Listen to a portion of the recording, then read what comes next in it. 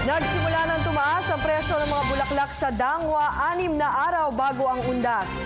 Asahan daw na tataas pa ito habang papalapit ang araw ng mga patay. Si Jervis Manahan sa detalye.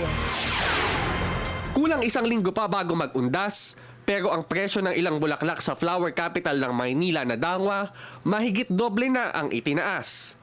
Payo ng mga tindera, maglaan na ng malaki-laking budget kung ng bulaklak ang mga yumaong kaanak sa araw ng mga patay. Ang roses na naibebenta ni Flora May sa 70 pesos kada dosena dati, nasa 180 pesos na ngayon. Ang Malaysian mums naman na usong dalhin sa mga sementeryo, 100 piso na ang itinaas ng presyo. Kung dati 150 pesos lang ito, 250 pesos na ito ngayon. Ang dating 180 pesos na carnation at gerbera, nasa 250 pesos na rin ngayon.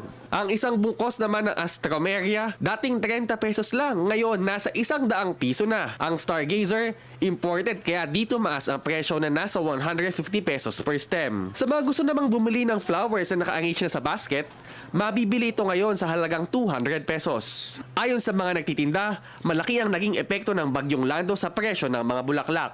Sa bagyo kasi nasira daw yung mga bulaklak.